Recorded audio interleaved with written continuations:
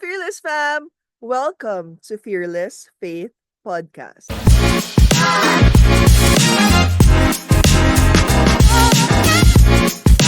Together with me as a special guest for today. Actually, grabe, kasi this person stepped up in the community. She was a recent BFF facilitator and music min head yesterday during our basic faith formation makeup session. Let's give it up to Hi Ray! How are everyone! I'm you? good, ate. How's your end time here in Baguio? Grabe. Kasi pangatlong beses ko na sa Baguio and lahat ng akyat ko is more on with CFL. Kaya I'm ano, happy kasi more on mission trip. yes. Yung first is hindi, birthday mo. Okay, hindi pala mission trip. Yeah, Okay. I'm still with CFL Okay. fam. And then the second is yun yung Baguio BFF. Mhm. Day 1 and day 2. And Yeah. then ngayon is yung Baguio Makeup Makeup Class. Yeah. So among the three, meron ka bang favorite? Or Lahat kasi. lahat iba't iba? Okay, yung most memorable experience mo na lang. Grabe. I think siguro yung ano, yung last night, Ah, with the ano, with the spontaneous. singles. Yes, sobrang ano, grabe yung, alam mo yung love nila. Yeah. May Kasi, babies na siya here in CFL Baguio. grabe, parang ang dami ko mga nakshi. Yeah. Very nag-mature role ka na agad. Ate, and hindi, actually, yun yung pinaka hindi ko in-expect. Like, to touch Mhm. others' lives. Yeah. Kasi, It will start there. yeah, Mhm. alam mo yung may mga times na iniisip mo na parang you're worthless. Yes. Like, sino ka ba? Ganon. But, seeing na natatouch mo yung lives ng other people. That's the time that you will care and nurture for these members. I'm Totoo. so surprised na when did you graduated from BFF Cluster 5? I graduated way back in June. June June, that lang. was only June, wala pang Oo. 1 year. And 'di ba parang sheep from sheep to being a shepherd right away. Totoo. And it's so fulfilling talaga. Kasi yung blessing na na-feel ko ng BFF is na bigay ko forward sa mga, yung mga deserve din talaga and sa mga tinawag din talaga ni Lord. What I also liked about what you said was yung gusto mo i-share yung blessing na nabigay sa'yo during your BFF, Oo. right? Basic Faith Formation. Kasi siguro when people ask me also, bakit ganyan kagrabe yung pag-promote mo sa community? Oo. Same answer. I would say na gusto ko ibigay yung blessing that this community has gave me. Totoo. Kasi ano eh, hindi lang siya yung blessing na financially, sa mga ganto ganyan. Actually, I wouldn't say din na ibe-bless ka financially over. Yes, Minsan nga sakto totoo. lang eh. 'Di Hmm. ba? Sakto lang talaga to give for yourself and for others. Pero ang pinaka masaya talaga na gift ng community is yung Yeah. belongingness. Belongingness and yung mafe-feel mo na you're welcome, you're not You're alone. part of something. Yeah. And this is family. This is an extended family. Yes. And you're not alone talaga. Mhm. Na parang anytime or any season sa life mo, as long as you have the community, Grabe. you can definitely, go through it We're na. really happy that you're in the Oh, community. thank you, ate. Okay, so magfa-flashback muna tayo. Can you tell us also more about your childhood? Because I want to know you more. Okay. So, I'm the eldest daughter. Eldest daughter, yeah. Eldest daughter. Grabe responsibilities. Yes, grabe, ate. Pressure and Like, everything. yung family ko kasi is 5 kami magkakapatid. So, ako yung eldest. And syempre, kailangan responsible ka. Kasi, ikaw yung, parang ganun ako pinalaki ng parents ko eh. Kailangan irresponsible ka kasi ikaw yung susundan ng mga kapatid mo. So, growing up, yun yung natakot ako, ma-disappoint yung parents Mhm. ko. Pero God really humbles me every time na yun yung naiisip Grabe ko. pressure, no? To be a Totoo, ate. Kasi like, hinahumble niya ako in a sense na you can't be independent. Independent in a sense na makakalimutan mo siya. Like, Mhm. you just rely sa own strength mo. Hindi talaga. You cannot rely on your own Totoo, strength. ate. Like, you always need him Mhm. talaga. So, ayun. And then, um, ayun, I graduated lang recently. as political science student, and I'm so happy kasi Galing. all throughout my college journey, hindi siya ganun kadali Mm. since I juggle work and studies. And yung work ko full-time. Mhm. Every night siya. Tapos every morning or hapon yung class ko. So, talagang grabe yung pagod. And the same time, working also, Totoo, right? ate. That time talaga, pinanghahawakan ko lang nun is, Lord, bigyan mo naman ako ng strength na magising ako. Every night for my work and every morning for my studies, ganon. And then, ayun, You will provide the strength naman. totoo ate. And, ayan, nakukuha ko na yung diploma ko. So, I remember during your graduation day, you were at my place! Tapos sobrang totoo. chill niya pa that time. Na parang, sure ka ba graduation day mo today? Ba't parang sobrang chill mo? Kasi parang late pa ako Oo. nagising noon. Nagpuyat pa siya, mga till 4 a.m. Tapos late nagising. Ako pa, sure ka? Kasi parang that time, graduation sa akin, sabi ko, ba hindi ko siya nafe-feel eh. Oo, cause parang na-delay. Yeah, kasi yung Kumbaga, ceremony niya supposedly last year pa, so pero you're this just year lang. waiting. You were just Oo. waiting. Literal like graduating talaga, waiting. Mhm. Tapos parang hindi ko siya nafe-feel nung that day eh. Mhm.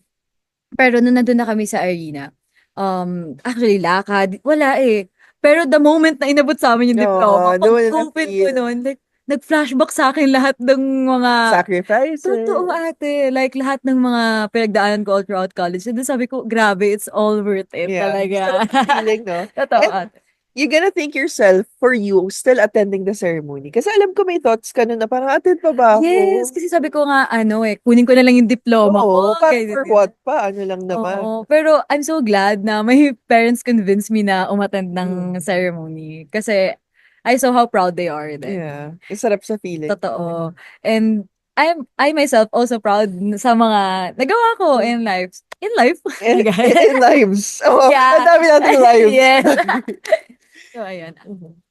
And gusto ko rin malaman, like, what was your life without the community and your life after, yeah, the community, being in the So, community. siguro dito na lang tayo flashback sa ano, ayun nga, namatay yung kapatid ko, yung bunso kong kapatid. And it was such, ano eh, How old sobrang was he? down talaga na moment. Five. 5. Five lang siya. So, talagang may kulit-kulit pa na mamimiss mo talaga. Tsaka yun yung tipong puro positive things pa. Pagka ano, Ay, 'di ba, unlike totoo. kapag ito, sama na ugali nito, parang yun yung maiisip mo. Pero pag sobrang pure, Yeah, 5-year-old. ate. And then, ayun, when he died, my parents, ano eh, was so emotionally unstable talaga. And that time, So ako you na, have to be strong. yes, ako yung kailangang mag-stand up for my family kasi hindi lang naman ako yung maapektuhan, hindi lang naman yung parents ko, but also yung mga siblings ko. Mhm. Ilan kami, Mhm. ate. And then, ayun, with God's grace, somehow, kinaya ko naman. It's just that sobrang delayed yung Mhm. grieve. Hindi ako nakapag-grieve talaga actually. But at some point, tinatry ko na unti-unti, gradual. And then dumating pa sa point na yung sister ko Mhm. umalis sa bahay. So, Because she was pregnant mhm. with his boyfriend at the Mhm. time. And yun yung naging result nila. Paano yun? Parang na-feel mo ba na nawalan ka ng family? Yes, ate. Kasi yung kapatid ko na yun talaga, like sobrang close talaga kami. Ah, Sisters talaga. best friend. Ate, more than, sabi ko nga eh, parang siya yung unang anak ko. Like, Oh, sa kanya ko kasi talaga binuhos alam mo lahat. na yung feeling ng mother's love Yeah. through Like, her. sabi ko, kaya ko talaga gawin lahat for her. Provide. Sacrifice and Oo. everything. Sabi ko, yung mga hindi ko naranasan, gusto ko iparaan sa kanya. Oo. Very nanay ka talaga to your sister. And then, nung nalaman ko na she was pregnant, I was not mad actually. Ako yung na-disappoint ako sa sarili ko kasi na-feel ko Still, na, you blame yourself. yeah, Oo. kasi sabi ko, baka may nagawa ako or baka hindi naging enough yung love ko for her. But, ayun, and then dumating sa point na in-isolate ko yung sarili ko for a year or more. No. Like, wala, deactivated social media talaga. Then, more on reflecting lang talaga sa sarili ko. Kasi, I feel like, lahat ng tao, it's dumadating lang to make me happy and then umaalis lang No. din. So, that time sabi ko, parang ano ba, like, magtatagal ba na ganito na lang? So, i-isolate ko na yung sarili ko para hindi na ako masasaktan. Mm. But when January came this year, ayun, I met someone. Oh. I met someone who introduced me to the community. Oh. His family introduced me to the community. God said talaga. Yeah. God God's said. gift, Gigi. Tapos, ayun. Nung una, nung una, nagulat ako, sabi ko, hala, possible pala yun sa Catholic Yeah. community. Kasi alam mo, parang usually born again. Yes, mga Christian. Kasi, sabi ko, hala, ang galing naman. Na outside the church. Hindi siya yung parang mass lang. But outside church, may community pala. Totoo. And mas naaaral nyo pa dun yung Word of God. Mm. And there are certain topics na, alam mo yun, minsan, na madalas relevant talaga. Yeah.